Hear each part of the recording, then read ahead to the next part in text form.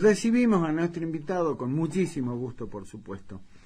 Ya le anuncié de quién se trata, es el Procurador General de la provincia de Salta. Estamos hablando del doctor Abel Cornejo, a quien, por supuesto, con mucho gusto le doy la bienvenida. ¿Cómo estás, doctor? ¿Cómo te va? El gusto de saludarte, Daniel. ¿Cómo estás vos? Bien, bien, gracias por tu tiempo, doctor. Sabemos que estás siempre ahí al límite, ¿no? Bueno, en verdad, gracias, Abel. ¿Qué semanita, doctor Cornejo, no? Movidita. Sí, movidito, como decía Sebastián. Movidito, tal cual. Exacto.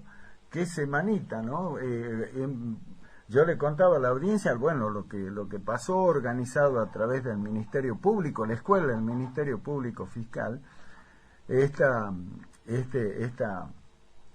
acto, esta jornada que se llevaron adelante para hablar del tema de la reforma de la Constitución al cumplirse 200 años de la Constitución, con algún hecho inédito, Abel.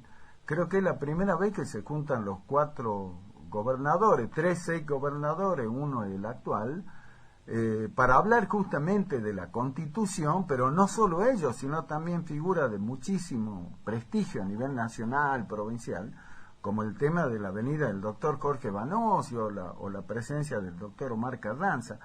Contanos cómo fue que surgió esta idea, doctor Cornejo. Esa idea sale de un anhelo personal que yo tenía, porque desde hace muchísimo tiempo, yo digo, ¿por qué nosotros vemos en las democracias europeas, vemos en los Estados Unidos, por ejemplo, pero sobre todo en las democracias europeas, que la política se forma en base a acuerdos institucionales, y de ahí salen las políticas de Estado? Porque nosotros siempre tenemos que vivir como una suerte de violencia contenida, o de agresión, o de la famosa grieta, ¿no? Ajá. Y la verdad, debo decirte que yo fui el primer sorprendido, en primer lugar, de que hayan aceptado los gobernadores. Hubo un momento muy emotivo porque se recordó a los 2 gobernadores fallecidos de la democracia. Ajá. Y me decía, vos que nos nombraste a un jurista, Vanossi es de los últimos juristas enciclopedistas que nos quedan en la Argentina. Exactamente. ¿No? Es una maravilla escucharlo, porque además tiene un poder de síntesis que... Sí. Pero fuera de línea, Vanossi me decía que él le llamaba la atención porque no es común para nada en ninguna provincia argentina que se sienten los gobernadores, no importa que estén de acuerdo. No. Y te debo decir que hubo un ambiente de una enorme cordialidad, sí. De muchísimo respeto, sí. Que a mí me sorprendió gratamente. Un placer haberlo tenido. Le agradecía a cada uno. Claro. Y además, desde el gobernador Sáenz a los otros ex gobernadores, fueron en el rol de ser un ciudadano más que cumple la función, exacto, de gobernador, cosa que me pareció realmente digno de elogio. A mí me encantó en lo personal, porque claro, yo me imaginaba que iba a ser todo así muy formal, bueno, sí, todos estamos de acuerdo, pero me encantó cuando el ex gobernador Hernán Cornejo, dio su parecer sobre la oportunidad de la reforma y hacerle en un año electoral, qué sé yo, y cuando le toca al gobernador actual, a Gustavo Sáenz, dice, no quiero decirle al ex gobernador Cornejo. Claro. Me pareció bárbaro, porque es lo que estaba... Aparte que un poquito de pimienta también tiene obvio, que haber. Claro. Yo esperaba que le tire la bronca, tírale la bronca, le decía, anda, decirle que... Y después el panel que continuó, nada quedó opacado, porque lo abrió Vanossi, y después los expositores, la verdad que tanto las expositoras mujeres, la doctora Gómez Nar como la doctora Falconier, y el doctor Domínguez y el doctor Omar Carranza, brillante los 4, ¿no? Cada uno con su perspectiva. Ahí también hubo algún debate con mucha altura, con mucho nivel, con mucho respeto, y a mí me sorprendió de las repercusiones posteriores que fueron enormes, ¿no? Porque, bueno, primero era únicamente para 80 inscriptos, y obviamente si ya sabíamos que estaban los gobernadores, sí, generó una expectativa inmensa. Y vos sabés, Daniel, que no solo en Salta, ¿no? El día antes yo había estado en Tucumán, tenía que ir a firmar un convenio con la ministra de la Mujer y con la ministra de Seguridad y el ministro de Justicia de la Nación, y ellos me sacaron el tema justamente que les parecía, que les llamaba la atención, esto que se sienten los gobernadores, que sería muy bueno también que a nivel país suceda lo mismo, ¿no? No, claro, pero por eso te digo, yo creo que esto siente un precedente, digamos que ojalá que se lo imite, ¿no? Se lo puede imitar, porque bueno, yo creo que hace mucho a la salud de la institucionalidad y de la democracia en sí, ¿no? Concretamente. Así que bueno, fue un hecho muy importante, sin duda. Ese fue un hecho muy importante, y otro, y después, bueno, para concluir en ese hecho, en el marco de lo que tal vez por el año electoral, la pandemia y todos los problemas que nos aquejan a los argentinos y a los salteños en particular, perdimos de vista que Salta es una de las primeras provincias que dicta su constitución. Exacto. En la Argentina. Se cumplen 200 años de la Constitución de Salta. Así es. Se buscó, porque me preguntaron eso, ¿por qué en mayo y no en agosto? Y bueno, en mayo era importantísimo hacerla porque si se convocaron elecciones al 4 de julio, un homenaje a la Constitución de Salta, sobre todo tenía que ser en pleno clima electoral. ¿Por qué? Por la razón institucional que marca la Constitución. La Constitución es casi un sinónimo de convivencia civilizada, o el mejor de los sinónimos, podríamos decir. Para que haya una convivencia civilizada tiene que haber un respeto irrestricto a la Constitución y a las leyes, si no, no lo hay. Es lo que decía el ilustre tucumano Juan Bautista Alberdi: las constituciones son como las cartas de navegación, aún para los tiempos de borrasca, ¿no? Esa frase de Alberdi que quedó grabada a fuego, que todo dentro de la constitución, nada fuera de ella. Entonces, bueno, estaba ese marco también, y a eso se continuó con un acto que a mí me emocionó en lo particular muchísimo, que es que decidimos en el Colegio de Gobierno del Ministerio Público encargarle a la comisión del bicentenario del fallecimiento del general Martín Miguel de Güemes un busto, que de los que se van poniendo en distintas partes del país, y lo pusimos en la avenida principal de lo que es ese complejo de barrios que todo el mundo le dice el Guayco, pero que tienen distintos nombres, en esa avenida principal, que de alguna manera es acercar a donde Güemes siempre hubiese querido estar, que cerca de su gente, cerca de su pueblo, ¿no? Y pues es que hay una curiosidad, Daniel, parecería que todavía la Patria Nueva, que era la oposición política, Güemes todavía existe, ¿no? Me puse conversando con mi colega del Colegio de Gobierno cuando salió el tema de hacer este homenaje a Güemes. Dentro del Poder Judicial y del Ministerio Público no hay nada que se llame Güemes. Entonces nosotros consideramos que era una oportunidad de reivindicar y que el Ministerio Público rinda este homenaje al general Güemes, que además fue el primer gobernador salteño elegido por los salteños. Claro, exactamente. Nada menos, más allá de toda la trayectoria de político y militar de Güemes. No, claro. Hay un hecho popular político, que ya lo trasciende la figura de Güemes. Exacto, porque es la gente la que decide que él sea el gobernador. En realidad es como una suerte de plebiscito pacífico que se da. Güemes, que tenía el control militar de la provincia, ese día decide que no haya tropas en Salta para no condicionar al Cabildo. Todavía a Güemes lo va a elegir el Cabildo, y ahí está también relacionando todo lo que va a pasar en 1821, después de la muerte de Güemes, que se decide sancionar la Constitución de Salta, es el final de la época colonial de Salta, porque ya no va a existir más el cabildo, pasa a llamarse la representación provincial, que es nuestra primera legislatura, y eso también tiene un valor institucional enorme.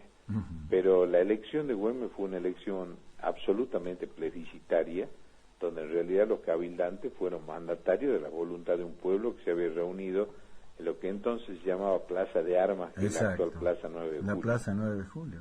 No, por eso todo en el momento justo, digamos con mucho contenido histórico, pero también con un mensaje muy actual, ¿no? Digamos como para poner en valor, por así decirlo, todo eso. Visto vos, y me hubiese encantado decir que, bueno, esta peste siniestra que nos azota impide que uno pueda invitar más gente.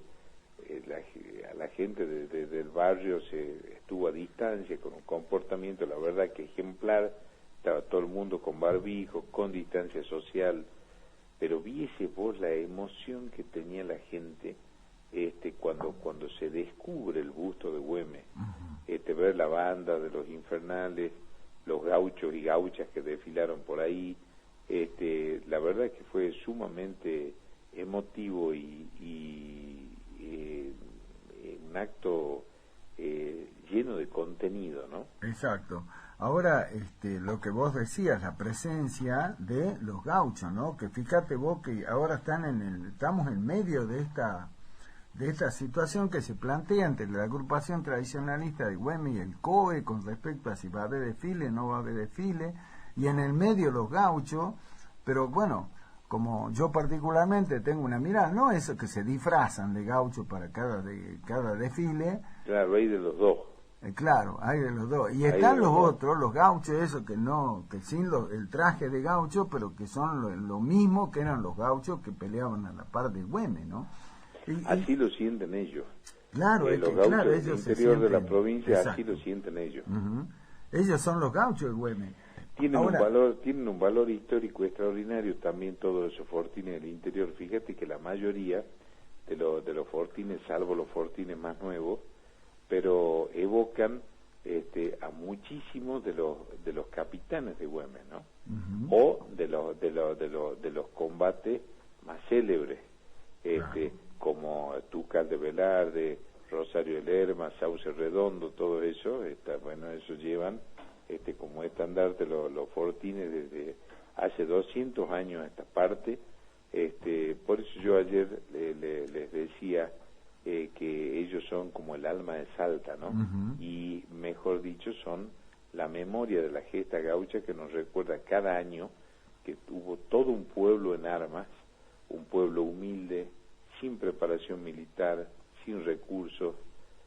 Por eso a Güemes lo consideraban el padre de los pobres. Ese pueblo fue capaz de enfrentarse a las tropas que venían de vencer nada menos que a Napoleón Bonaparte. Exactamente. Bueno, vos estuviste dando una charla justamente sobre la personalidad de Güemes, la historia de Güemes en Sauce Redondo. Me imagino lo que habrá sido para vos estar ahí en ese lugar tan histórico, emblemático. La verdad que fue una alegría infinita que me invitaron a mí siempre que me gusta que me inviten a ese tipo de cosas. Me hizo acordar antes de la pandemia también me invitó. Hay una comisión de cultura muy importante en la ciudad de Güemes. Ahí el Consejo Deliberante junto con esta comisión también había organizado una charla, y fue una charla, una cantidad de gente imponente y muchísima gente joven interesada en saber, porque claro, ¿cuál es el magnetismo que ejerce Güemes sobre la juventud? Pensemos que Güemes lo asesinaron cuando tenía 36 años. Claro, tenía 30 años cuando lo eligen gobernador de Salta. Entonces, de alguna manera, un joven jefe con espíritu bravío, ¿no? Exactamente. Bueno, mirá todo lo que estuviste haciendo. Y en el medio, el juicio por el crimen del femicidio de Jimena Sala, que, bueno, cumple una semana y hay una enorme expectativa por cómo se lo lleva adelante, ¿no? Así es, yo en eso no puedo... No podés hablar, porque obvio, sí, no, pero yo lo menciono como un hecho importante para... Lo único que sí te puedo decir, Daniel, de ahí, es que a pesar de que sufrimos una enorme cantidad de obstáculos y vallas, hasta incluso desde la elevación, pedido de requerimiento de elevación a juicio hasta la fijación de la fecha de juicio, pasaron cerca de 6 meses. A pesar de todo eso, a pesar de que la causa estaba archivada cuando llegamos a la procuración y hubo un enorme trabajo de los fiscales ahí, a pesar de todo eso yo veo que se van corroborando muchísimas de las cosas que durante la investigación fueron descubriendo los fiscales. Uh-huh. Más de eso no puedo decir, que de mano de la justicia resolver, claro. Pero para nosotros como Ministerio Público Fiscal, creo que ahí se formó un equipo excelente de fiscales que trabajan con una enorme responsabilidad, y veo que día a día yo voy siguiendo atentamente la evolución de los hechos que van pasando. Veo que el trabajo de los fiscales no solo no ha sido en vano, sino que ha sido un trabajo fructífero. Exacto. Bueno, te quiero preguntar, como un hombre comprometido con fidelidad y todo lo demás, este escenario político, ¿no?, que se va formando en Salta. Te cuento que antes de charlar con vos, charlé con el doctor Bernardo Biela. Ajá. Y me ratificó acá en 7 PM que Salta Independiente, su partido, sale solo, uh-huh. Como en las elecciones. No va a integrar ningún frente, no va a conformar parte de ningún frente, y lo hacen en el convencimiento, me decía el doctor Bernardo Biela, que este es el momento justo como para que aparezca un partido con las características de sí, que se llama su partido, Salta Independiente, un partido solo, digamos, y no no conformando un frente. Me dice Biela, creo que este es el momento oportuno como para hacerlo. Ahora, fíjate vos, este partido sale solo mientras la mayoría de los partidos dicen, no, si no vamos en un frente estamos perdidos. Bueno, en el caso ese particular, en parte soy objetivo, en parte subjetivo. Uh-huh. Tengo un gran aprecio y respeto por Bernardo, porque fue compañero mío de colegio. Claro. Lo conozco de chico, sé de su obra de bien y de sus valores. Me parece muy bien que participe, un hombre muy querido, ¿no?, y comprometido con su profesión, con la gente. Así que me parece muy bien, y comparto con ese razonamiento que haya nuevas, yo lo vengo diciendo hace rato, que haya no solamente nuevas expresiones, sino que además de que haya nuevas expresiones políticas, yo insisto hasta el hartazgo. Vos sabés que yo, querido Daniel, como buen descendiente de gallego, alguna vez que de las veces que lo visité el doctor Alfonsín, después que fue presidente, decía también lo mismo, ¿no? Uh-huh. Pocas ideas pero firmes, decía él. Uh-huh. Y un poco es así el tema. ¿En qué sentido? Me parece que además de nuevas expresiones es necesario que haya un recambio generacional urgente. Uh-huh. Hay nuevos colectivos que antes eran invisibles, que se están expresando, claro. Nuevas expresiones del pensamiento. La sociedad misma va mutando, va cambiando, y después hay otro fenómeno que yo no sé, porque no escucho que se lo avisore así, que es que, bueno, Salta ahora ya no es un distrito electoral menor en el concierto nacional. No es el conurbano, no es Rosario, Córdoba, ni Ciudad de Buenos Aires, ni la provincia de Buenos Aires, pero somos ahora el 8º distrito electoral. Exacto, del país. Eso te iba a decir. Mirá vos, Salta, ¿quién iba a decir, no? El 8º distrito electoral, cuando hace algunos años atrás estábamos muy lejos. Muy lejos. Y sigue creciendo, si no me equivoco, si no es la ciudad, la primera, es la segunda ciudad que en los últimos 10 años más creció en la Argentina. Exacto. eso también, ese crecimiento poblacional, también te está mandando un mensaje político en el sentido no solo de todas las necesidades que hay que satisfacer a la ciudadanía, sino que también al crecer en esa forma exponencial la ciudad, también crecen nuevas expresiones de pensamiento, otras formas de pensar, y también tiene que haber otras propuestas sobre un proyecto institucional de una provincia organizada, pero que no hemos tenido censo por cuestión de la pandemia, pero claro, se calcula que Salta en este momento ronda el 1.400.000, 1.450.000 habitantes. Exacto. O sea que, y la mitad de eso prácticamente, creo que un 46%, está en el distrito de la capital.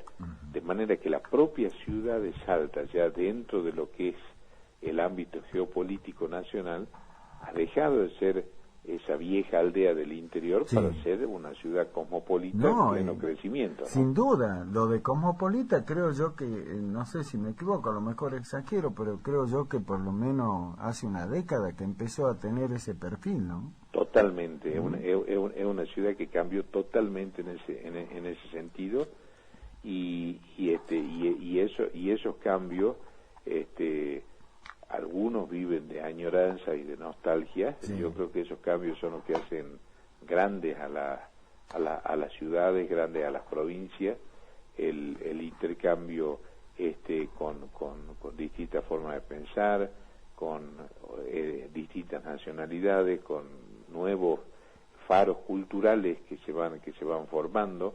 Se va cambiando, y así se han formado las grandes ciudades del mundo, pero para eso también hay que tener respuestas en todos los órdenes. Exacto, pero no olvidemos el pasado, ¿no? Que es lo mejor que tenemos, ¿no? Porque esa es nuestra identidad. Claro, porque por ahí algunos dicen, no, ya vamos, olvidemos, dejemos la Salta como cantan los chalchaleros, pero no, pues sí, esa es nuestra esencia. Sobre todo que hay que acordarse cómo nace esa esencia. Ese es el valor más extraordinario del legado de Güemes. Cuando hubo un grupo que desde Buenos Aires, por el año 1816, un año después ya que Güemes es gobernador, cuando se declara la independencia argentina, a pesar que se declara la independencia argentina, habían grupos que querían una monarquía constitucional con algún regente de una casa europea. Belgrano planteó una suerte de monarquía de los incas, y Güemes era confederal y republicano.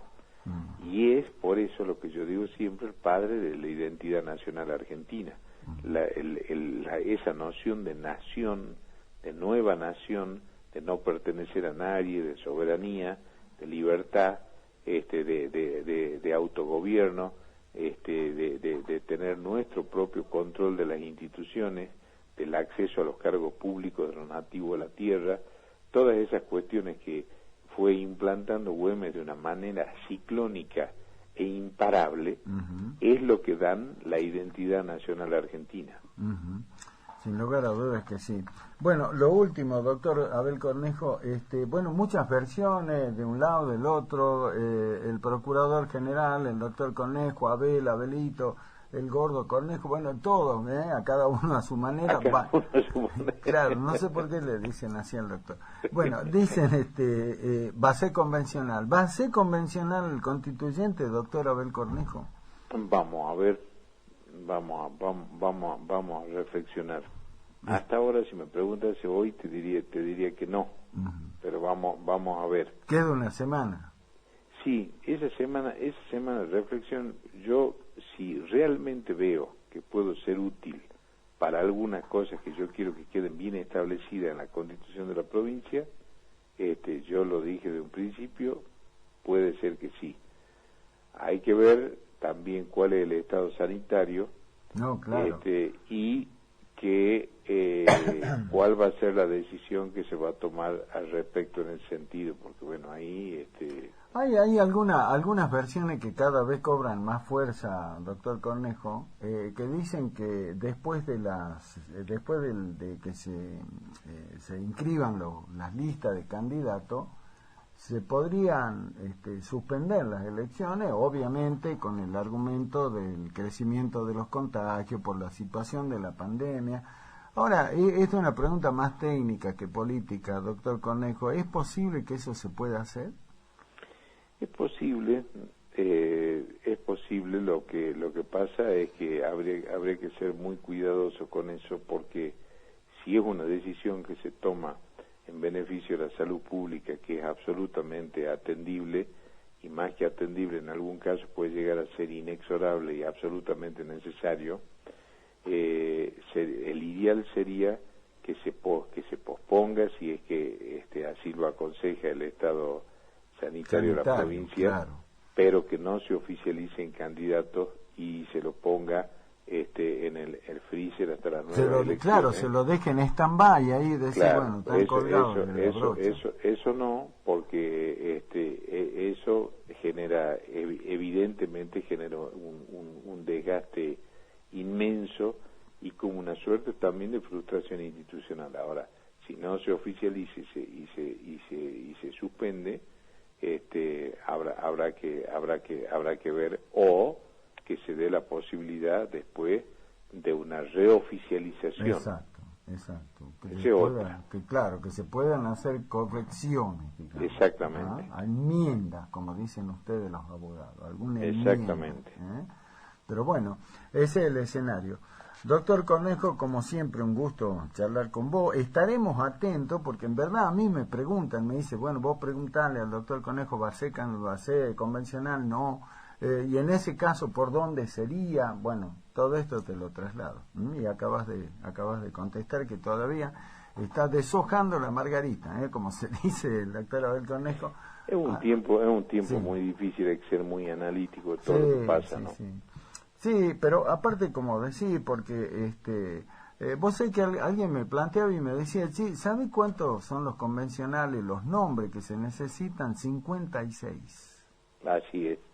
Y me decían, hay 56 ciudadanos, no que tengan título de abogado o lo que sea, pero hay 56 salteños ciudadanos que estén en condiciones de tomar con la seriedad que implica llevar adelante una reforma. En todas las provincias son más, Daniel, ¿no? Porque son... no, claro, hablamos de la capital. Claro, en la capital son 19, o sea que son 38, son 19 titulares y 19 suplentes. En toda la provincia son 120, porque son 60 titulares y 60 suplentes. Es un tema, ¿no? No, claro, por supuesto. Y dice, hay esa cantidad de ciudadanos idóneos, ¿no? Porque y después creo también, y eso aprovecho tu generosidad de espacio y rápidamente te lo digo, yo creo que rápidamente hay que informar de qué se trata la elección de convencionales constituyentes, que nada tiene que ver con la elección para cargos, para la renovación de los cargos políticos. No tiene nada que ver. La elección constituyente es una elección técnica que es por única vez, es absolutamente ad honorem, y lo que se busca ahí es personas que tengan un determinado perfil técnico para la reforma no de la Constitución, porque hay que acordarse también que la Convención Constituyente es soberana, ¿no? Claro, no es lo mismo levantar la mano por, como se dice habitualmente, por disciplina partidaria en una votación normal en cualquier ámbito legislativo, diputados, senadores y concejales, que simplemente levantar la mano acá por el tema de la reforma, ¿no? Por supuesto, eso ahí hace falta diálogo, hace falta mucha grandeza y sobre todo poner ante todo lo primero los intereses superiores de la provincia y que se pueda haber una discusión científica sobre el contenido que tiene que tener la Constitución. Exacto. Como siempre, doctor Abel Cornejo, un gusto, un placer charlar con vos, lo seguiremos haciendo, quedaremos a la expectativa de saber cuál va a ser tu decisión final en esta semana, para saber si te veremos o no en la convención, pero bueno, al margen de eso, seguiremos hablando de tantos y otros temas que haces un aporte muy esclarecedor siempre en el programa, así que yo te agradezco tu generosidad y tu tiempo, Abel. Al contrario, el agradecido soy yo, te mando un abrazo grande. Otro para vos, chao Abel, chao.